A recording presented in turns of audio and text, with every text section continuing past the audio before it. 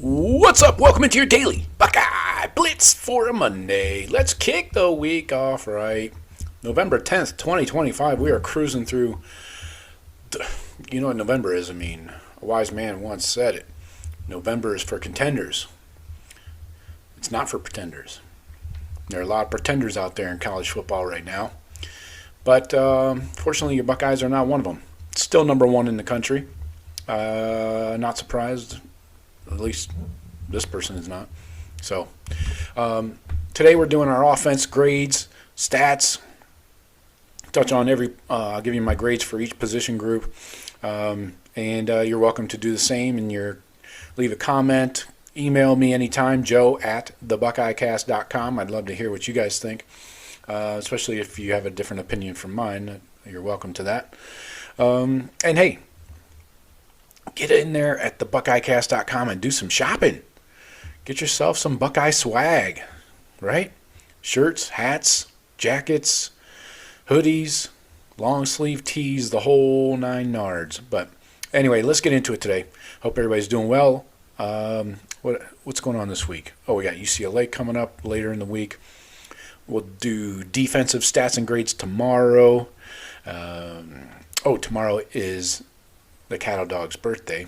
The cattle dog had passed away like 10 years ago, but we still celebrate his birthday. It's also Veterans Day, so win-win.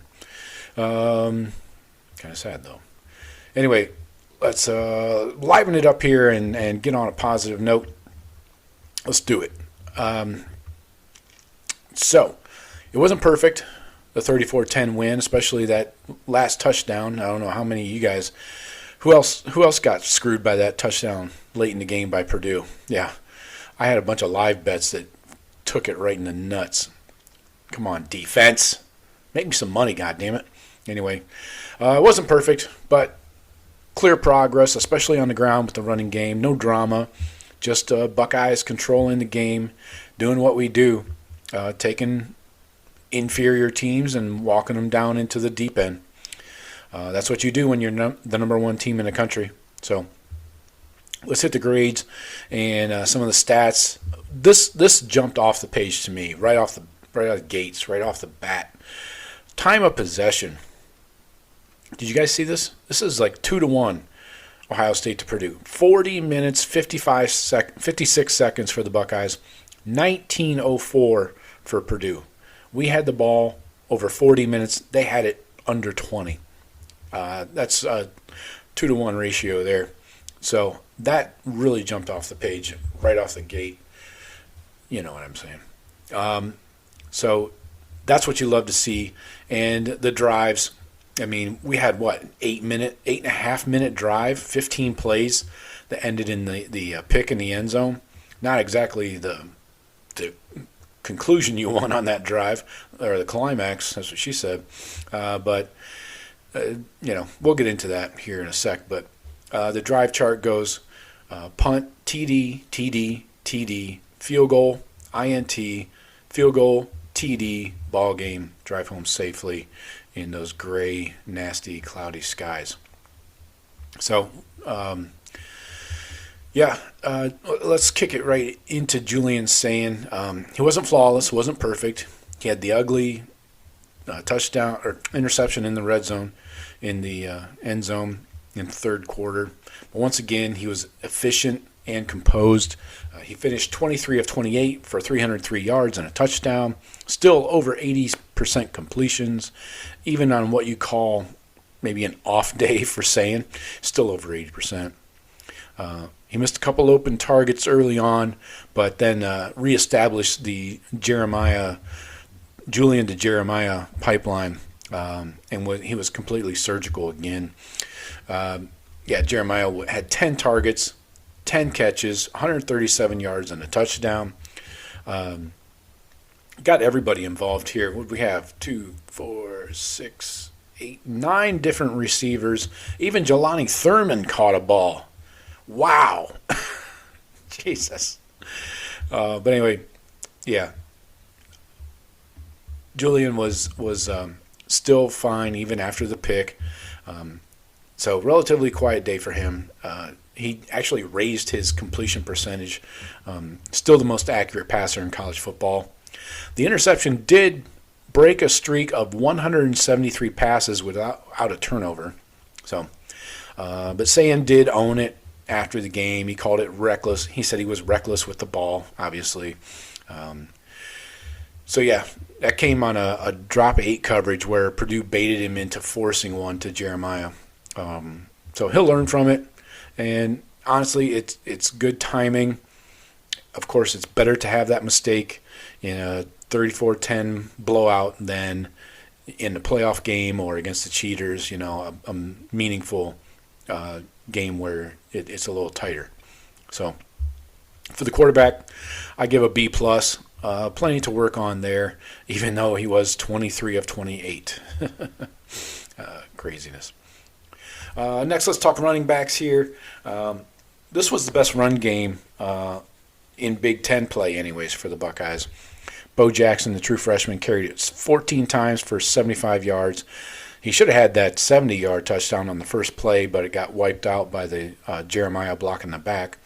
But Bo Jackson still ran with power, balance, patience, showed off a nifty spin move in the hole. That's what she said. Isaiah West even chipped in 9 carries for 60 yards, 6.7 yards per attempt.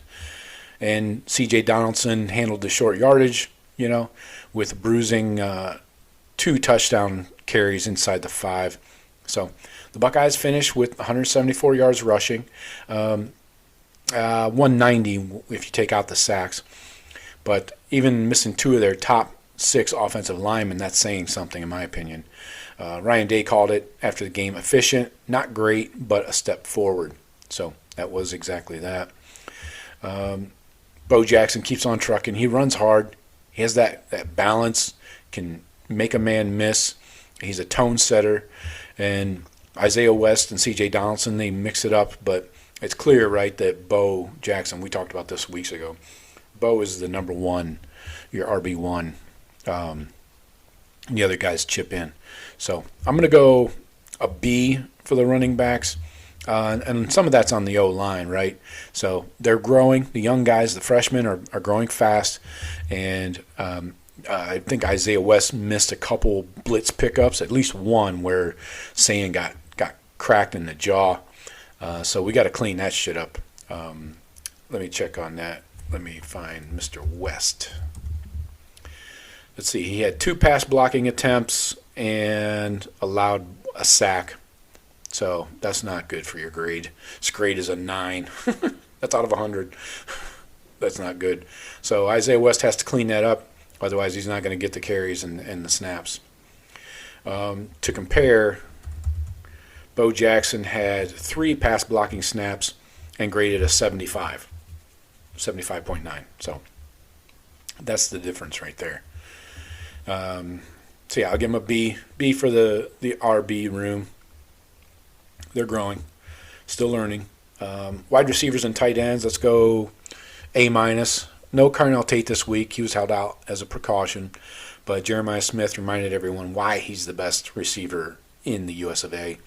Carried the passing game with 10 catches for 137 and a touch.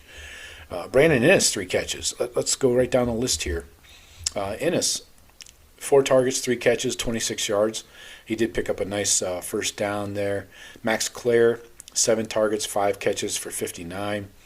Bryson Rogers showing up. 3 targets, 2 catches, 30 yards. Had a nice 19-yarder. Peoples chipped in a couple. Nate Roberts a couple. He fell down with the turf monster. That field was horrendous. It looked like a World War II bombing field. Jesus, that was disgusting. I love natural grass and all that. It's best on the players' joints and knees and stuff. But not if you roll an ankle in a fucking divot. Jeez. Mylan Graham got in there. Had a catch for 20. Bo Jackson had one for 10, and Jelani had one for 6 late in the game there. So everybody's contributing. Claire and Will Kazmarek blocked well in the run game. They opened up some lanes for Bo Jackson. And Sayin spread it around with 9 different Buckeyes catching passes. So balanced, efficient, and productive, even without your 1A, 1B in the lineup. So I go A- here for the receivers and tight ends as a group, pass catchers, whatever.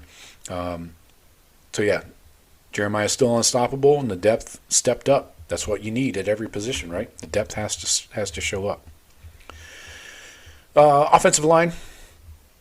I do have some grades here I want to run through. And pass blocking and run blocking. Let's start with pass blocking. Cerebell leading the way. But we did have, as a team, 10 pressures.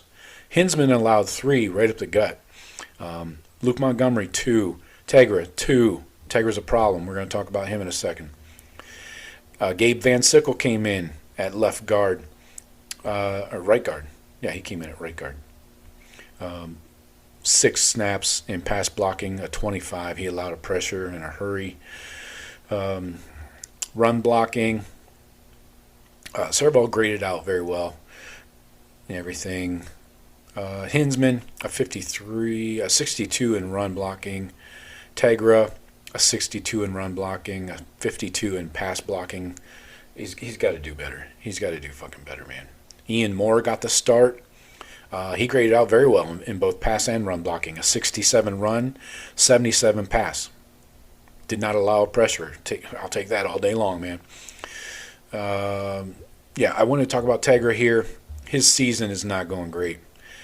I don't want it to get to a point where he costs us a game for whatever reason, whether it's allowing a sack, a strip sack, whatever.